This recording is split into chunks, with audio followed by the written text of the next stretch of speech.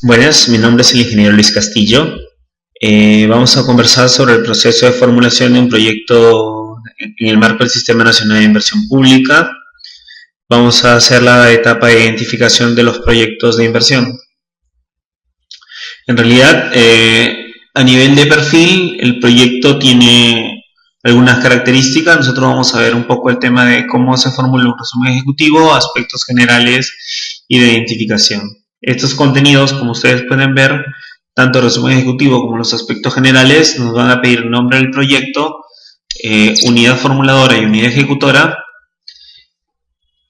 participación de involucrados y marco general. La identificación, que es la parte más importante, por eso se dice que los proyectos no pueden ser hechos en gabinete, sino tienen que ser hechos en el campo para poder lograr buenos objetivos, definición de problemas, objetivos y alternativas de solución. En relación al resumen ejecutivo, es una síntesis del estudio, del perfil, es lo trascendental, lo más importante y lo que nos va a ayudar a saber toda la historia del perfil, donde tiene algunas características. Vamos a colocar el nombre, el objetivo, el balance, la descripción, los costos, los beneficios, los resultados, la sostenibilidad, el impacto ambiental, la organización, el plan de implementación, las conclusiones y recomendaciones y especialmente el marco lógico. Aquí un tema antes de introducirnos al Sistema Nacional de Inversión Pública es que recuerden, tenemos un sistema concordado CI-SNIP que también es aplicable a los proyectos de inversión pública a través de la resolución ministerial 052-2012 MINA.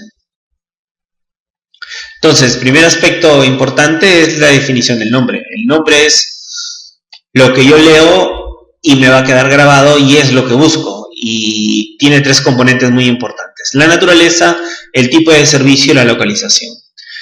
El nombre me va a mí a determinar qué voy a hacer, y por lo tanto el qué voy a hacer es la naturaleza del proyecto.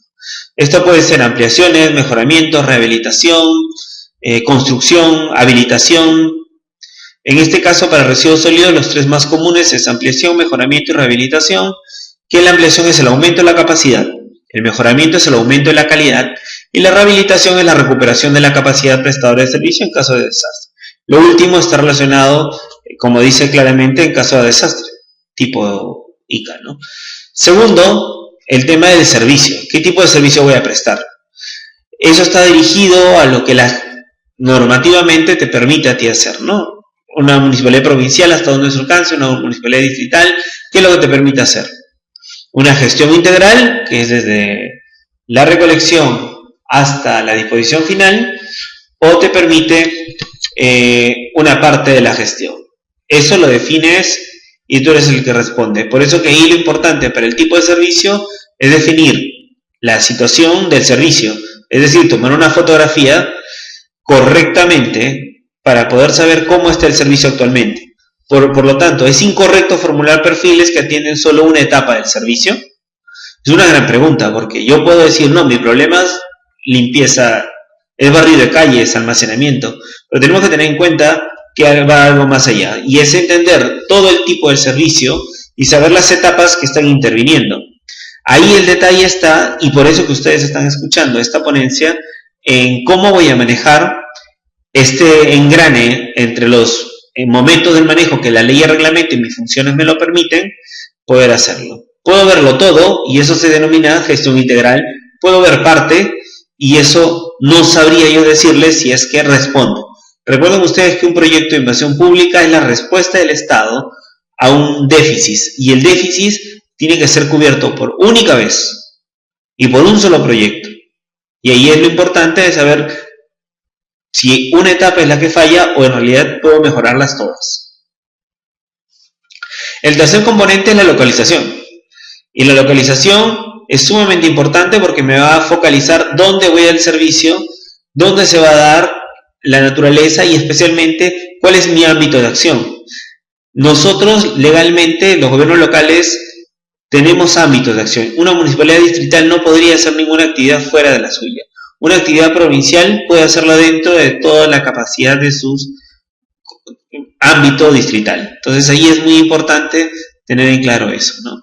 Entonces, es cierto, el proyecto donde yo defino la naturaleza, que puede ser mejoramiento, ampliación o rehabilitación, el tema de del servicio que presto, que puede ser integral, de preferencia tiene que ser siempre integral para la respuesta de todo, excepto en lo que mi estudio me diga que no sea así. Y por último, el tema de dónde va a estar localizado el proyecto. Cierto, el proyecto no se define ahorita no defino el nombre del proyecto, pero sí tengo que tener claro cuál es mi horizonte.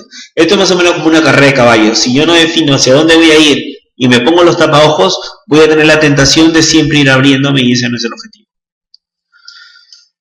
El objetivo siempre está relacionado al objetivo central, por eso que yo ya me voy proyectando cuáles son mis problemas y sobre esos problemas voy desarrollando mi objetivo y por lo tanto el gran título. Y eso va a ser corroborado luego de hacer mi matriz de medios y fines donde va a estar mi objetivo directamente focalizado.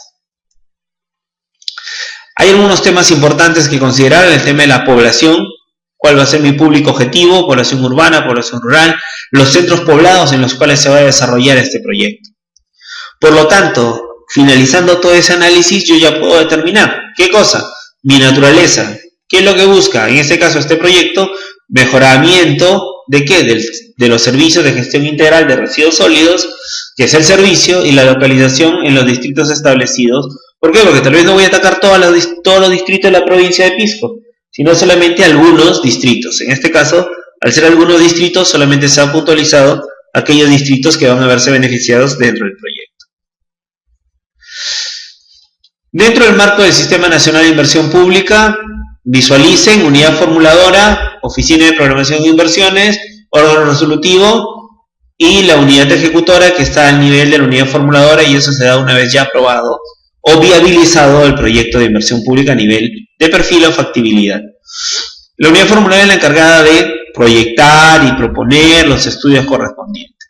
Y la unidad ejecutora es aquella que se encarga de ejecutarla y elaborar el expediente técnico y ejecutar el proyecto de inversión pública.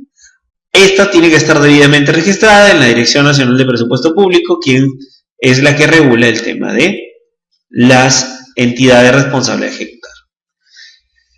Participación de involucrados. Este componente es sumamente importante porque es donde yo defino quiénes van a ser perjudicados y quiénes van a ser beneficiados. En todo proceso hay ganadores y perdedores. Por lo tanto, en la identificación de roles hay que identificar y hacer un registro adecuado, ver sus funciones, cuáles son sus roles, y para ello hay que utilizar una metodología para incluirlos dentro del proyecto de inversión pública. Es así como a través de esta matriz de análisis de involucrado, donde identifico los grupos, su interés, el problema percibido, el conflicto y la estrategia a atacar, yo puedo establecer a cada uno de los grupos que voy a tener. Por ejemplo, cuando yo hablo de la Dirección Regional de Educación, ellos lo que buscan es un desarrollo integral educativo, tienen una escasa conciencia ambiental, es el problema que perciben ellos, y tienen conflictos con los gobiernos locales y la Dirección Regional de Salud, justamente para el proceso de implementación de sensibilización ambiental dirigidos a nivel escolar. Entonces, esto es lo que tiene que darnos claro. El ejemplo que les he dado es para un solo actor o un solo actor dentro del grupo de actores, y esto se tiene que correr para todos. Una de las cosas que esto nos va a permitir es buscar las alternativas para el relleno sanitario. ¿Por qué? Porque hay que considerar que el relleno sanitario es una opción a largo plazo y todas las cosas que esto podría contraer. El marco referencial es lo que ustedes han visto ahí en sus módulos: la Ley General de Residuos Sólidos, la Ley Orgánica de Gobiernos Municipales, la ley que regula la actividad de los recicladores, que son los tres grandes lineamientos en los cuales vamos a desarrollar. Sin embargo, un proyecto de inversión pública no solamente se basa en el marco legal, también se basa en el proceso de articulación con los lineamientos de la política local, donde vamos a tener los planes de desarrollo local concertados, los PIGARs y los planes de manejo de residuos sólidos de los distritos para alimentar este gran proyecto de gestión integral. No podemos hablar nosotros de gestión si no hay participación de los actores. Por lo tanto, hay que tener en cuenta que esto siempre responde a una política pública sectorial y es articulado entre cada uno de ellos. Por eso que el Estado ha establecido una función, un programa y un subprograma en los cuales vamos a poder nosotros inscribir nuestro proyecto. En este caso nosotros estamos medio ambiente, función, programa medio ambiente, subprograma control de contaminación, dentro del cual se encuentra la limpieza pública. Es importante tener en cuenta que este desarrollo de políticas va a permitir el involucramiento y sustentar la participación de todos los actores. La identificación. ¿Qué buscamos? con un diagnóstico? A ver, es una fotografía del momento, pero lo más importante es entender las condiciones actuales para poder definir el problema relacionado al servicio de manejo. Si yo no tengo claro cómo estoy, no soy autocrítico de cómo vengo dando el servicio, no podría darle una solución. Entonces, el diagnóstico del estado de situación es una fotografía del momento en el cual me va a permitir a mí plantear alternativas de solución.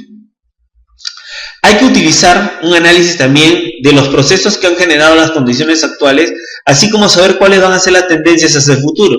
Por eso hay que tener información primaria que puede ser incluida en el diagnóstico. Fundamentalmente, el estudio de caracterización de residuos sólidos. Es el principal insumo para poder determinar la generación per cápita, densidad, composición, y es lo que me va a mí a establecer hacia dónde voy. Segundo, y si mi proyecto tiene componentes de mercado, el tema de la evolución de mercado de productos reaprovechables, las inspecciones de infraestructuras actuales que tiene el gobierno local, entrevistas con funcionarios y trabajadores municipales, hacer encuestas a los vecinos y hacer talleres con los involucrados. Esta información me va a permitir a mí nutrir el diagnóstico cuantitativo que yo pueda determinar. ¿Dónde? Hay algunos aspectos que no puedo dejar de tenerlos, donde va a tener que ver el área de influencia directa del estudio, donde voy a tener que describir cuáles son las áreas afectadas, donde voy a diagnosticar el servicio, donde tengo que describir la situación actual de los servicios que se van a dar, el diagnóstico de los involucrados, donde tengo que ver la población afectada, no solamente afectada en relación a los perjuicios que tengan, sino en las posibles alternativas y cuáles son características de ellas, porque tal vez lo que pasa es que no estamos enfocando adecuadamente el servicio, y eso no me va a permitir a mí lograr el objetivo. Ahí hay que tener mucho cuidado en el diagnóstico que vamos a proyectar. Por eso es importante tener este desglose de área de influencia, donde vamos a ver cómo va decantando hasta los distritos en los cuales se encuentran involucrados. Además, nos va a permitir tener información muy valiosa. Esa información muy valiosa son las características geográficas, físicas y biológicas. ¿Por qué? Es muy diferente trabajar en la costa, trabajar en la zona sierra, trabajar en la zona selva, trabajar con lluvia, con humedad, con temperaturas altas, con temperaturas bajas. Los comportamientos de los tratamientos que le podemos dar a los residuos son totalmente diferentes. Es importante también que nuestro proceso esté articulado a la zonificación económica ecológica. ¿Por qué es tan importante la zonificación económica ecológica?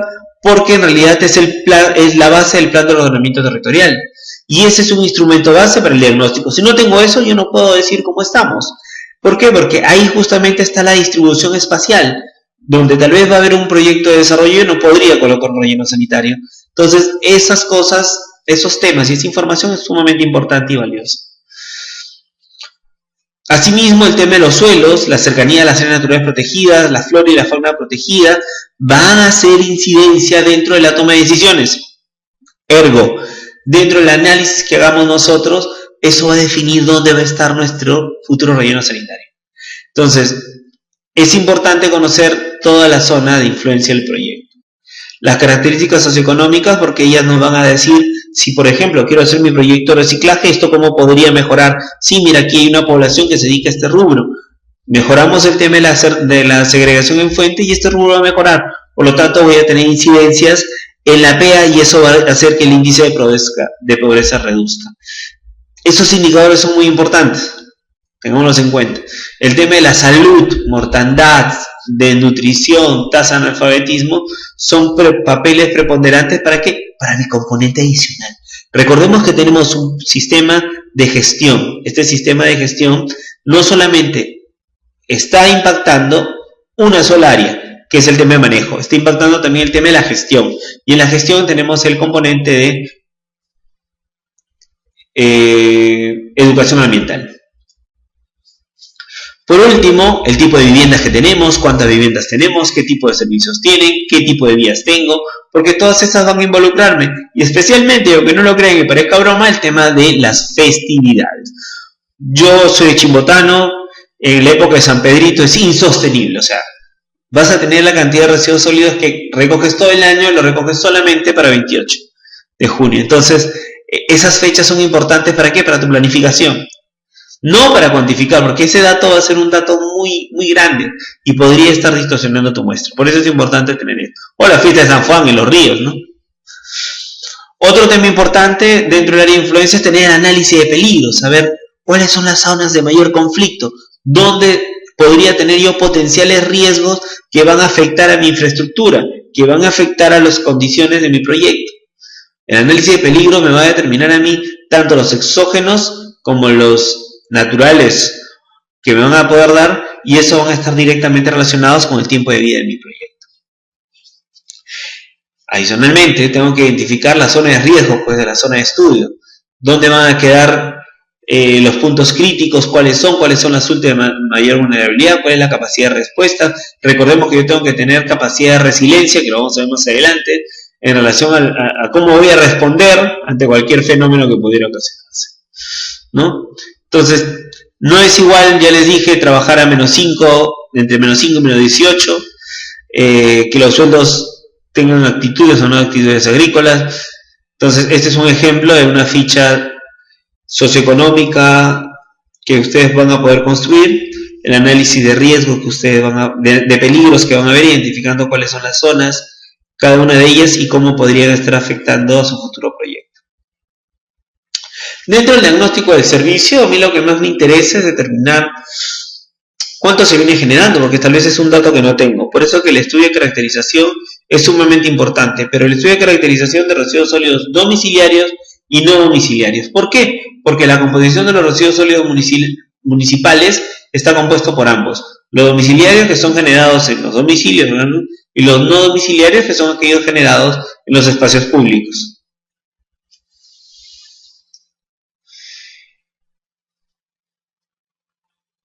El estudio de caracterización tiene algunas acciones previas, me va a determinar un cálculo, la selección de la muestra, la logística, el trazo de ruta, la capacitación, el registro, la entrega y recojo, la recolección y transporte, determinación y generación per cápita, determinación de densidad, composición y humedad, que son los pasos que ustedes están viendo acá, ¿no? Cada uno de estos pasos nos permiten a nosotros tener una idea clara. Por favor, en la hora de determinar la muestra, tengamos en cuenta dos conceptos. Si tengo una población muy heterogénea o zonas muy heterogéneas, necesito trabajar con muestra estratificada para tener un mejor indicador. Evitemos el sesgo de que por una zona inadecuada o no tener una adecuada selección de la muestra podamos tener problemas. Luego hago este trabajito, como ustedes ven aquí, la segregación, subdivido, peso, y presentamos un resultado. Por ejemplo, en el caso de la Municipalidad Distrital de Pisco, que tiene 64.000 habitantes, tiene una generación per cápita de 0,61 kilogramos por habitante día, es decir, 610 gramos por habitante día. Eso significa que ¿cuántas toneladas al día genera?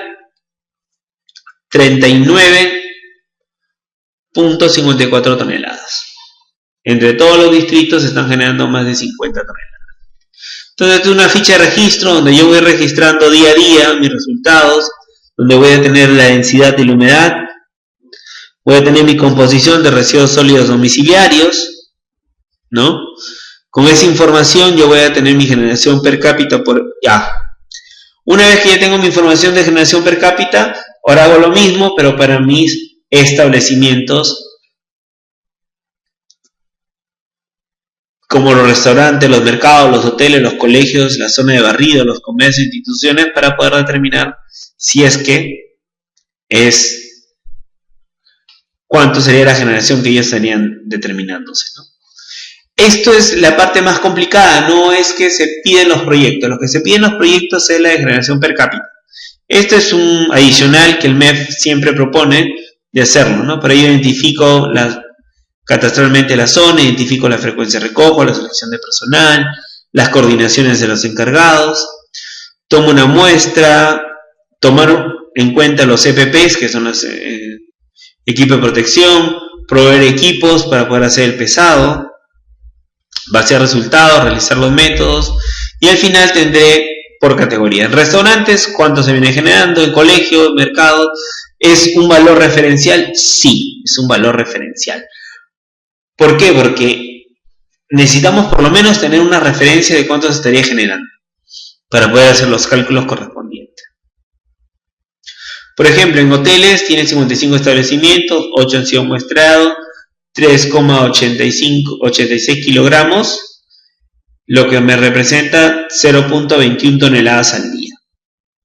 ¿no? Que es lo que estaría generando nuestros amigos de la provincia de Huánuco. Igual aquí tenemos otro dato, otro tipo de muestreos, ahora en restaurantes, pollerías, luego en instituciones educativas, luego tengo una para instituciones públicas, cuánto se viene generando, y un tema importante a considerar es que respecto a los residuos sólidos domiciliarios, el PIB involucrado en los distritos se calcula por un promedio ponderado. O sea, cuando tengamos más de un distrito, multiplicamos el número de habitantes por generación per cápita, me va a salir el número total y voy a darle un peso a cada uno de ellos para poder determinar. Es decir, voy a sumar toda la generación, voy a tener un promedio de generación per cápita en relación a la población total que pueda yo estar generando.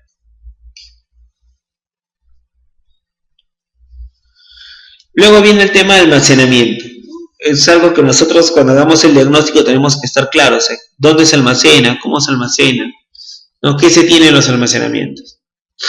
En el barrido, ¿cómo es este proceso de barrido de calles? ¿Cuentas con equipos? ¿Qué equipos cuentas? ¿Cuántos barredores tienes? ¿Qué tipo de barredores tienes? ¿Tu personal tiene los equipos? ¿No? Por ejemplo, aquí en este caso, para Pisco tiene 2 turnos para barrer.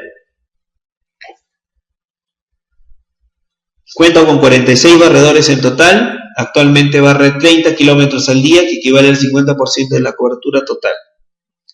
En el tema de recolección y transporte, aquí sí, por favor, ojito, ojito. ¿Por qué ojito, ojito? Porque es cierto, podemos tener muchos vehículos, pero a mí lo que me interesa es si estos vehículos están dentro del tiempo de vida útil, ¿no? Entonces, en este ejemplo, ustedes van a ver que tenemos la capacidad de 60.7 toneladas al día. Pero eso no es cierto, porque muchos de los vehículos tienen mucha antigüedad.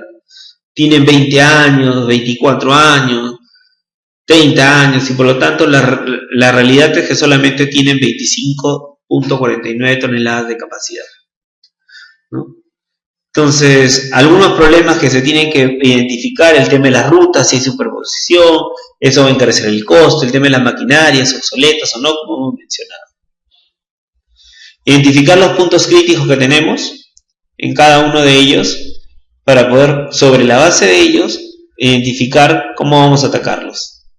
Ver el tema de reaprovechamiento, ¿se reaprovecha? ¿No se reaprovecha? ¿Hay reaprovechamiento? ¿Dónde es ese reaprovechamiento? ¿Cómo es el estado del mercado, el tema de compra-venta de los materiales reciclados? ¿Cómo hago el proceso de reaprovechamiento de los orgánicos e inorgánicos? ¿Existe esa división? Indicar la ubicación de las plantas de tratamiento si las hubiera, ¿no? En el caso de Pisco no se ha implementado ningún sistema, solamente reciclaje informal. Son sus resultados de ello. En el tema de disposición final, identificar las áreas. ¿Cuál es tu área potencial para disposición final? Pero para ello primero hay que identificar cuáles son tus áreas actualmente de disposición final. Es decir, dónde quedan tus botaderos. Y si esas áreas te van a servir o no te van a servir, y hasta cuándo te van a servir. Por ejemplo, aquí en este mapa están ubicadas los rellenos sanitarios, donde están, y te mostramos cuáles son las condiciones y cómo se han ido mejorando en el tiempo. Como hemos dicho, ahí es un momento clave para considerar y hacernos la pregunta: ¿el botadero afectará o no al servicio durante el horizonte de la evaluación? Hoy en día el MEF ha establecido que los rellenos sanitarios deben salir del proyecto de inversión pública de crear una nueva infraestructura, más bien hay un proyecto exclusivo para la remediación. Como les dije, son 2 componentes. El otro componente es la gestión del servicio. La gestión del servicio está relacionado a lo que le dé el soporte a todo el manejo, que es el personal, la infraestructura, los recursos humanos, la información legal, la promoción y sensibilización, ¿no? Del personal, como resultado de este diagnóstico, no recibe capacitaciones, no cuenta con manuales, no conoce los costos, no brinda sensibilización, y eso agudiza la gestión. O sea, no nos sirve solamente preocuparnos por cuántos carros tengo, cuántos barredores tengo, sino son capacitados. Porque puede ser que el señor sea muy bueno en su chamba, pero no ha sido capacitado, entonces no le puedes exigir algo que no lo es, ¿no? Y aquí, por ejemplo, mostramos cuánto personal tiene cada uno de los gobiernos locales para este trabajito. El otro problema de la gestión es el tema de la morosidad, ¿no? Tengo que saber, mi proyecto tiene que ser sostenible. El proyecto, la gente paga lo que paga por un servicio, entonces yo tengo que saber ya, si yo le voy a dar un buen servicio y van a pagar, tengo que ver la estrategia de que paguen, pero sin embargo, actualmente tenemos una morosidad en promedio de 65%.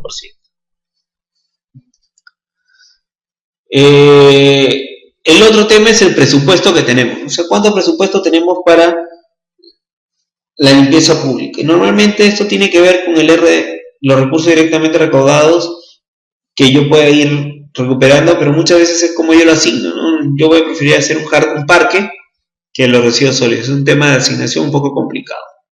Entonces aquí, por ejemplo, podemos ver el presupuesto comprometido para el tema de residuos sólidos. ¿Cuánto es? ¿Cuáles son sus recursos? Por ejemplo, la municipalidad de Huánuco ha establecido una inversión de 2.266.000 soles. Luego viene el tema de operación y mantenimiento. O sea, ¿cuánto te está costando eso, no? O sea, ¿cuánto está costando la operación y mantenimiento? Que es un dato sumamente importante, ¿no? Sobre ese dato nosotros vamos a ir manejando y trabajando nuestros costos, ¿no?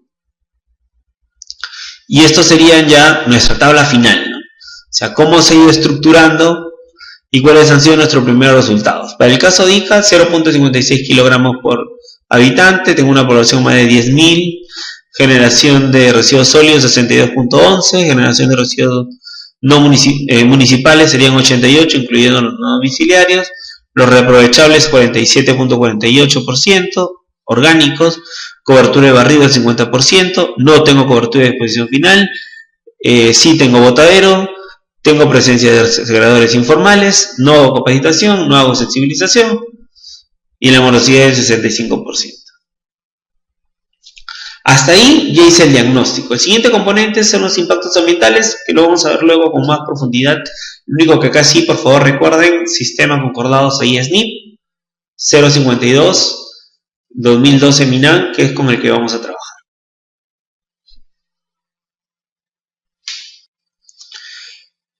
Un componente que es sumamente importante es el diagnóstico de los involucrados, donde lo primero que tenemos que preguntar es quiénes son los involucrados. Personas, instituciones o grupos sociales, porque hay tres grandes, ¿no? Los afectados por el problema, los posibles afectados con la solución del problema y los que participan en la solución del problema. Entonces, para el desarrollo del diagnóstico es necesario emplear herramientas tales como talleres, encuestas que nos permitan obtener información real. Cualquier proyecto vertical o hecho en gabinete se va a caer porque son rechazados al crear conflictos y no ser sostenibles en el tiempo. Esta es una matriz que les traigo y que espero que lo utilicen, en las cuales yo tengo los grupos, los intereses, los problemas percibidos, los conflictos y las estrategias, donde yo tengo que identificar quiénes son estos agentes, qué intereses perciben en relación al problema que yo estoy presentando, cuál es el problema que ellos perciben, ¿no es cierto? Cuál es el conflicto que tienen entre ellos y cuál es la estrategia que nosotros estamos planteando para resolver su problema. Recordemos, ¿qué grupo es? Y quiénes son los agentes, son afectados, pueden participar en la solución, cómo participan en el problema, ¿sí? ¿Cuál es su interés de ellos en el problema? ¿Cuáles son los intereses que ellos tienen en relación al problema que han percibido? ¿Y cuál es el conflicto que ellos tienen en relación, o probables conflictos que podrían tener? Por ello que es necesario determinar el nivel de sensibilización de la población respecto al manejo de residuos sólidos. Este es un ejemplo de una matriz. Por ejemplo, en el caso de la Asociación de Comerciantes, su interés es contar con una ciudad y mercados limpios, ¿no es cierto? El problema que ellos perciben es una acumulación excesiva de residuos sólidos en la vía pública. Los conflictos que tienen es con la municipalidad porque no les brinda un servicio eficiente en el manejo de residuos sólidos. Y la estrategia que se plantea de la exigencia de la municipalidad para que brinde un mejor servicio. Este es un caso bastante sencillo, bastante práctico, que ustedes tienen que aplicarlo en el día a día para poder lograr sus objetivos. Cuando nosotros hablamos de proyectos de inversión pública, hablamos de solución de problemas. Por lo tanto, este es el punto clave. Pero este punto clave se sustenta en lo que hemos conversado hasta ahora, que es el diagnóstico. O sobre el diagnóstico de la identificación de los actores claves que nos han permitido recoger información sobre la fotografía que he tomado. Por eso que la definición del problema central nace por una pregunta fundamental. ¿Qué características debe cumplir el problema central adecuadamente identificado? Veamos. ¿Requiere intervención pública? Por lo tanto, debe justificarse que el problema debe ser afrontado por el Estado y no por el sector privado. ¿Está bien? O sea, yo, Estado, tengo que responder a ello. ¿Es suficientemente específico? De ser específico para poder ser atendido por un solo proyecto de inversión pública. Entendamos. Primero, requiere intervención pública, es decir, no puede ser cubierto por la inversión privada. O sea, yo no puedo decir, necesitamos más cines, el Estado va a invertir en cines, no es su función. Eso lo puede hacer el sector privado. Yo sí motivo al sector privado para que lo haga. Pero como es mi función la gestión de residuos sólidos, no, es mi función y eso está debilitado. ¿Es suficientemente específico? Sí, porque es un proyecto integral. Es un solo proyecto para todo. No voy a presentar varios proyectos. Interesante, 2 puntos. Suficientemente general, pero tiene que ser específico. Pero también general, porque tiene que admitir varias alternativas de solución. Es decir, una vez que hemos identificado que sí requiere inversión pública, porque solamente lo puedo hacer yo, y el privado no podría participar, o podría coparticipar, es suficientemente específico porque es un solo proyecto que me va a dar solución al problema, y es suficientemente general porque me va a permitir a ese problema darle varias alternativas, y que la mejor alternativa gane. Tengamos esas 3 ideas bien marcadas dentro del análisis. Entonces, el primer paso es identificar el problema. Y hay una frase que a mí me gusta mucho, que es, con el problema bien definido ya tenemos el 70% de la solución. Porque el problema nos permite lograr el éxito de nuestro proyecto, saber qué es lo que necesitamos solucionar. Por lo tanto, el problema, ¿cómo debe escribirse? De forma clara, legible y precisa. Detectar un solo problema. Siempre tenemos muchos problemas. El problema del tránsito, el problema de las rutas, el problema... ¿Pero cuál es el problema? El caos vehicular, ¿cuál es su problema? Las rutas, el tránsito, el número de vehículos. Busquemos cuál es el problema central. Es uno solo. El problema debe estar redactado en un estado negativo. La falta, la inadecuada. Identificar solo aquellos problemas existentes y no los ficticios, posibles o estructurales. Es decir, por favor, no pensemos, mira, el problema es que va a llover y eso puede generar que se reduzca el servicio. Es posible de que hubiera un terremoto, ¿no? El problema es el problema, es algo que existe. Indicar la solución del problema en la formulación, no, ergo, no. O sea, no puedo decir, la falta de transporte de residuos sólidos no permite un buen transporte, por lo tanto hay que tener más transporte. Si esta es la solución, si sabemos que tenemos más transporte, cómpralo, no lo pongas. El problema debe significar lo mismo para todos los lectores. Lo que para mí es un problema, para ti es un problema y para todos es un problema. ¿Ok? ¿Cómo sería una definición adecuada de un problema central de un proyecto de inversión pública para residuos sólidos? Inadecuado servicio de la gestión integral de los residuos sólidos municipales en la provincia de Pisco. ¿Es negativo? Es negativo. ¿Significa lo mismo? ¿Hay un solo problema? Hay un solo problema. ¿Significa lo mismo para ti que para mí? Significa lo mismo. Por lo tanto, el problema central finalmente define la intervención a realizarse, ¿sí? Y la solución a dicho problema debe ser integral. Por favor, uno hace un proyecto en forma integral, de tal forma de que eso nos ayude al logro de los objetivos. Teniendo este problema, hay una herramienta que cuando entró en el año 2000 fue una herramienta sumamente poderosa y que ahora ha cobrado un espacio en todos los ámbitos, que es el árbol de problemas, donde determino cuáles son las causas y los efectos. ¿Cómo es este árbol de problemas? Primero, determino cuáles son las causas. Y para ello yo tengo que hacer una lluvia de ideas. ¿Con quién? ¿Conmigo? No, con los actores que he identificado, que los he reunido, y hago una lluvia de ideas para determinar cuáles son las causas de la posible deficiencia de la gestión. Y van a hacer una primera pregunta. ¿A qué se debe la existencia de este problema? ¿Cuál es el origen del problema? A través de estas dos preguntas nosotros vamos a determinar las causalidades.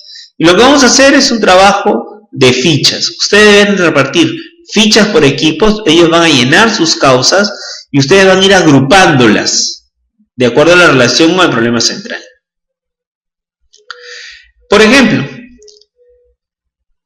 tenemos una lógica. Mi problema central es deficiente servicio de la gestión. Muy bien, eso se debe a una insuficiente recolección, porque eso incide directamente al problema central.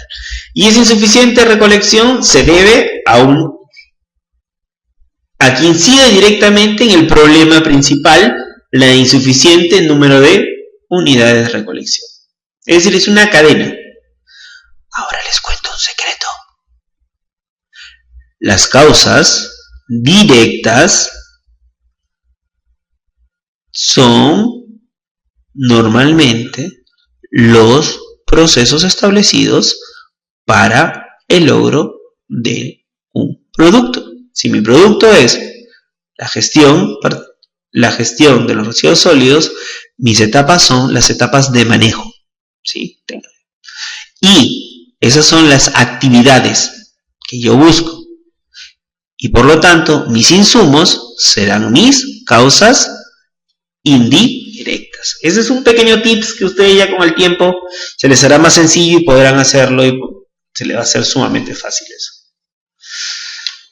Entonces, pensemos en cada etapa del servicio, pensemos en la vulnerabilidad de las etapas y ahí comenzamos una lluvia de ideas y comenzarán a salir. Y la gente dirá, inadecuado almacenamiento, no hay contenedores, falta de basureros, deficiente diseño y difusión de rutas, escaso equipamiento para recolección, inexistentes unidades de transferencia, insuficientes actividades de comunicación, carencia de recolección selectiva, insuficiente personal de reaprovechamiento, limitado espacios de actividades de reaprovechamiento, inadecuado entrenamiento de residuos sólidos, inexistente infraestructura de disposición final, se queman los residuos, ineficiente gestión administrativa, personal administrativo y financiero sin capacitación, inadecuado sistema de cobranza, insuficiente conocimiento y sensibilización de la población, carencia de un programa de capacitación, escasa difusión sobre el pago.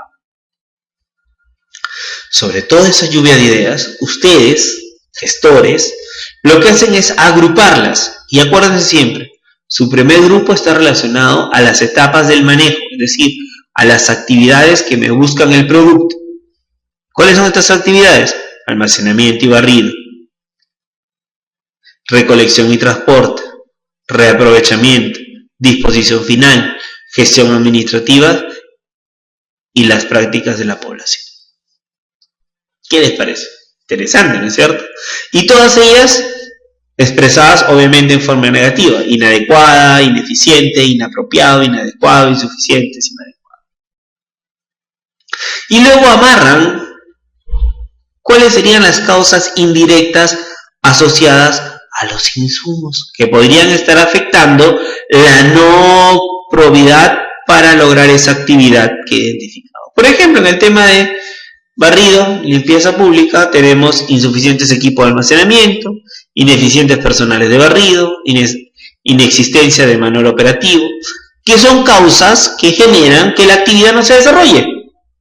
¿Estamos? Por ejemplo, en el tema de inadecuadas prácticas de la población, hay una escasa difusión y sensibilización en temas ambientales, hay escasa difusión sobre el pago de servicios, hay una escasa difusión de las normas y sanciones. Esos son insumos que permiten que las actividades se desarrollen. Al final tengo mi raíz, mi gran tronco que se llama inadecuado servicio de gestión participativa. Y tengo mis causas relacionadas a mi estructura de manejo para el logro de mis actividades. Y esas actividades, a su vez, he detallado cuáles son los insumos que podrían estar fallando y que no articulan para el logro de mi manejo. ¿Sí? Ese es el tronquito, y eso es lo que normalmente no vemos. Es lo que está oculto, está abajo de la tierra. Lo que normalmente vemos sí es esto. ¿Qué es esto? Estos son los efectos que nosotros sí podemos visualizar, ¿no? Estos efectos nos van a permitir a nosotros, es como un iceberg. Nosotros acabamos de identificar la base del iceberg, pero eso está bajo el agua. ¿Sí? Ahora, lo que va a ser más sencillo siempre es establecer cuáles son los efectos. Y los efectos del problema nos permiten determinar cuán trascendente o cuán importante es esto. Por eso hay una pregunta clave. ¿Qué ocurre si el problema no se soluciona? ¿Qué consecuencias trae? En ese sentido, nosotros lo que tenemos que tener en claro es ¿qué ocasiona el inadecuado servicio de gestión? La acumulación de residuos sólidos. ¿Y qué ocasiona la acumulación de residuos sólidos? La contaminación del suelo. Les doy otro secreto. Cuando ustedes hagan eso, acuérdense de lo que ven. Y cuando vean, ese será el efecto directo, aquello que nosotros percibimos. Y aquello que no logramos percibir, siempre afecta a la calidad ambiental. Sea agua, aire o suelo, o la salud pública. ¿Sí? Son secretitos. Guárdenlos. Para ello también hago igual una lluvia de ideas y voy a decir, mira, lo que veo yo es segregación informal, contaminación de recursos naturales, incremento de los daños al medio ambiente, baja cobertura de la recolección, proliferación de vectores, incremento de la probabilidad de propagación de enfermedades, inadecuada condición de vida sanitaria y ambiental, alta tasa de morosidad en el pago de los servicios, incremento del volumen de residuos de los botaderos, presencia de aves carroñeras, puntos críticos en la calle, conflicto entre los vecinos, incremento de enfermedades ocupacionales por no tener equipo de protección. Todas esas ideas que tiene la gente, tú las agrupas en efectos directos y efectos indirectos. Entonces yo te digo, cuando tienes un inadecuado servicio, ¿qué ves? Hay segregación informal.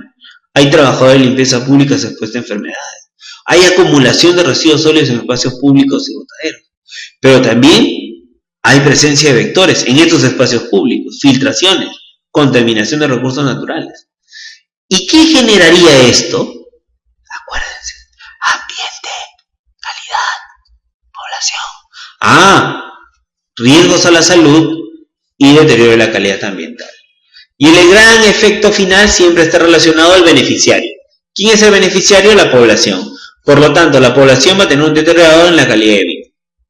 ¿Sí? Nada del otro mundo. Lo único que se les pide es concentración, mucho esfuerzo en entender que este es un proceso. Y el proceso de determinación del árbol de causa y efecto es lo más importante. Con el problema bien definido, con las causas sólidas, con los efectos claros, me voy a poder hacer un buen árbol de causas y efectos. Les presento el árbol de causas y efectos que nos permite a nosotros tomar decisiones que a mediano plazo están relacionadas a las alternativas del proyecto. Todo árbol de causas y efectos tiene un árbol de medios y fines. Qué difícil, ya me he esforzado demasiado en lograr tener un buen árbol de causas y efectos sobre mi problema y ahora tengo que hacer otro árbol más. Eso me parece realmente injusto, especialmente porque tengo que determinar el objetivo central. ¿Cómo lo voy a hacer? La verdad es sumamente complicado. Un pequeño detalle, el objetivo central a propósito del proyecto es la solución del problema central. Por lo tanto, el problema central en positivo es el objetivo central. Por lo tanto, nosotros cuando decíamos es importante el problema central es justamente por eso, porque antes del inadecuado yo busco con mi proyecto tener un adecuado servicio. Entendamos aquí, despertemos, que es justamente lo que busco, que el objetivo central sea la respuesta al problema y por lo tanto es pasar el problema de negativo a positivo. Si esa es la lógica, en relación a los medios del proyecto, ¿cómo podemos alcanzar esta situación? Y esa pregunta va a ser sumamente sencilla. ¿Por qué? Porque ahora yo tengo que pasar mis causas directas a medios de primer nivel y mis causas indirectas a medios fundamentales. Es decir, voy a transformar eso negativo que eran las causas a positivo. Con una sola finalidad. ¿Ah? La finalidad es poder darle solución a esas causas. ¿Y cómo lo voy a hacer eso? Pensemos primero en cada etapa del servicio. ¿Cuáles son ellas? Almacenamiento, barrido, pero adecuado. Eficiente capacidad operativa, apropiado aprovechamiento, adecuada disposición final, eficiente gestión y adecuadas prácticas. Lo negativo lo he pasado a positivo, siempre teniendo en cuenta las actividades de mi servicio o las etapas que me van a permitir lograr un producto. Entonces, por ejemplo, antes de insuficiente personal capacitado, ahora es suficiente. Antes de tener una adecuada comunicación, ahora es una adecuada comunicación. Antes era una inexistencia de equipos, ahora era una existencia de equipos. Antes era una inexistencia de infraestructura, ahora va a haber una existencia de infraestructura. Un inadecuado costeo, ahora va a haber un adecuado costeo. Antes había una insuficiente difusión, ahora va a haber una suficiente. Entonces, todo lo negativo lo he pasado a positivo. Y con esto yo ya tengo una raíz de un árbol. Y esta raíz va a alimentar a que este árbol crezca grande y fuerte y podamos tener un fin. Ese follaje que vamos a ver sea un follaje verde, que en realidad sí lo queremos. Entonces, ¿qué beneficio nos trae esta situación? Exactamente lo mismo. Cambiar los efectos directos e indirectos a fin directo y fin indirecto. Todo en positivo. Siempre pensando en lo que veo. ¿Y qué es lo que quiero ver? Que se eliminen los residuos, que se erradiquen los botaderos, que no haya filtración, que se segregue formalmente, que se trabaje con limpieza y se mejoren los recursos. ¿Y eso qué va a generar? Protección en la salud, mejore la calidad, una mejora calidad de la vida de la población. Así quedaría, todo en positivo. Es decir, si yo logro mi objetivo, voy a mejorar la calidad de vida de la población. Por eso que tenemos el árbol de medios y fines. Y ustedes me dirán, buena, profe, la hizo linda. No. En realidad, hasta ahora hemos avanzado gran parte de la solución del problema. Yo diría, la solución del problema está. Pero, ¿cómo voy a lograr que ese medio fundamental se ejecute? Ah, no lo sabían. Esa parte no la sabían. ¿Por qué? Porque es importante tener en cuenta que el medio fundamental nos va a permitir a nosotros identificar las alternativas de solución, que es la parte más trascendental del proyecto. Hasta ahora hemos hecho la parte conceptual del proyecto, es decir, sobre el diagnóstico, sobre mis actores, he identificado mi problema, sobre mi problema, mis causas, mis efectos, eso lo he trasladado a mi logro de mis objetivos a través de medios y fines, pero hasta ahora no sé cómo voy a abordar esos medios para el logro de ese. Imagínense un árbol tiene raíces primarias y raíces secundarias. Y después tiene unos filamentos que ayudan a que el árbol crezca. Esos filamentos son los que vamos a buscar. Vamos a construir esas alternativas. Por eso que va a aparecer la palabra acciones del proyecto. Y las acciones son aquellas que surgen directamente de los medios fundamentales. Son la solución para ese medio fundamental. Entonces, ¿qué se debe hacer para implementar este medio? Y en principio lo que tengo que tener en cuenta es 3 conceptos básicos. Primero, si se tiene capacidad física y técnica para llevar a cabo. Si tiene o no tiene relación con el objetivo central y si está de acuerdo a los límites institucionales de la ejecutora.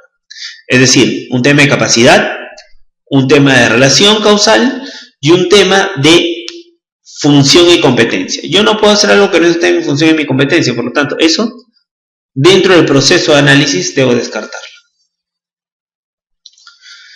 Por ejemplo, si yo quiero localizar un terreno para la construcción, la ley realmente me establece ciertos criterios, entonces no puedo salirme de esos criterios.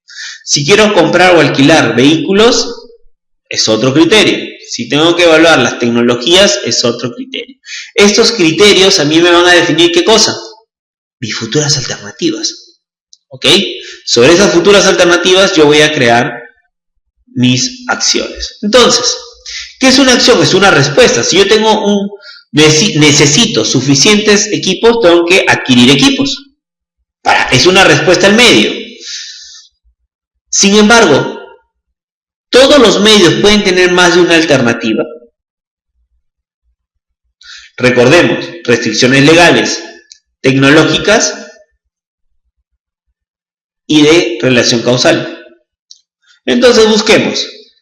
Mira, encontré uno que tiene dos. En el tema de alternativas de reaprovechamiento. Pueden ser manual, sí. Semimecanizado, sí. Y mecanizado, sí. Puedo tener tres. En este caso hemos optado por dos. A ver, ¿a dónde más? ¿Dónde más? Relleno sanitario. Relleno sanitario puede ser manual, semimecanizado o mecanizado. ¿Y por qué no aparece? Es que creo que el profe no sabe. No. El profe conoce, ha estudiado un poquito y por lo tanto no se puede, porque acuérdense ustedes lo que salió en el diagnóstico. En el diagnóstico salió que normalmente la Municipalidad Provincial de Pisco va a tener una capacidad diaria de 62 toneladas. La norma establece que cualquier relleno que reciba más de 50 toneladas debe ser mecanizado. Por lo tanto, la alternativa tiene que ser mecanizado. No hay forma de cambiarlo. ¿Qué dice? Gracias, chicos, es que he hecho mi tareita. Eso es importante, entender qué se puede hacer y qué no se puede hacer, desde el punto de vista de la tecnología, desde el punto de vista del marco legal y la relación causal. Eso a mí me permite definir alternativas. ¿Y por qué tengo que definir alternativas? Porque yo tengo que comparar. ¿Y qué es una alternativa? Es, para lograr lo mismo, puedo utilizar más de una forma. ¿Sí? Si yo quiero llegar a mi oficina que queda en Bermúdez con Miller, en Jesús María, y yo vivo en Los Olivos, puedo venirme por la Panamericana, puedo venirme por la Tupac, puedo venirme por Universitaria, cualquiera de los tres. Entonces tengo tres alternativas para llegar al mismo lugar, pero las tres cuestan igual, las tres tienen los mismos beneficios. Eso me va a permitir a mí el desarrollo de alternativas. Las alternativas de solución nos permiten a nosotros tener ese enfoque, esa visión de qué cosa vamos a buscar y qué cosa vamos a tener. Y tendré mi alternativa 1, que es el mejoramiento de la gestión integral de los residuos sólidos, considera la construcción de una infraestructura de reaprovechamiento mecanizada. Y la alternativa 2, el mejoramiento de la gestión integral de los residuos sólidos, considera una construcción de una infraestructura de reaprovechamiento manual. Importante, muy importante. Tener en cuenta que estas son nuestras dos alternativas que buscamos. Y luego detallamos nuestra alternativa, ¿no? ¿Qué es lo que buscamos en cada una de ellas? Vamos a ver que existe una diferencia. Algunos otros ejemplos para que ustedes puedan practicar, ¿sí? Como quien se relajan y practicamos un poco más el tema de proyectos, es cómo sería un árbol de posibles causas y efectos para una ciudad que tiene los siguientes indicadores. Población, más de 58.000 habitantes, generación per cápita 0,75, generación de residuos sólidos 43 toneladas por día, tenemos una cobertura de almacenamiento del 100%, barrido 100%, disposición, reaprovechamiento solamente 9.8%, disposición final 100%. Personal de supervisión del servicio no es calificado, una morosidad del 15% y no hay campaña de sensibilización. ¿Sí? Con esos datos vayamos a hacer un ejercicio. Entonces yo identificaría, por ejemplo, un limitado uso de un limitado servicio de recolección de residuos sólidos. ¿Por qué? Porque en el proceso de generación he identificado algunos de estos aspectos. Este es un ejemplo de árbol donde si yo quisiera ver aquí, ¿dónde tengo mi principal problema? En una falta de aprovechamiento y tendría una falta de capacitación de la supervisión en una alta morosidad, una falta de sensibilización para el pago y una falta de campaña de sensibilización a la población, que serían mis principales objetivos. Ahora, esta es una cobertura. Lo que todavía no sé es cómo se encuentra el proceso de la cobertura. Por eso que ahí saltan algunos datos para ver. Este es un ejemplo de un árbol de causas y efectos. Otro ejemplo de causas de árbol y efectos. Este, por ejemplo, para el caso de Coronel Portillo, un proyecto de gestión integral a nivel de causas y efectos. Este es el de medios y fines. Ustedes van a notar de positivo a negativo y eso es lo importante.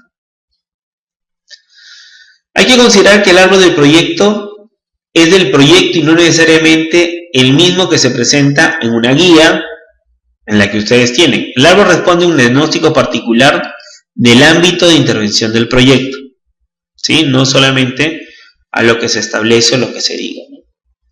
Y por lo tanto le dejamos una tareita, que es el diseño de árboles de causas, de medios y fines, para que ustedes puedan relajarse después de haber escuchado, ¿no?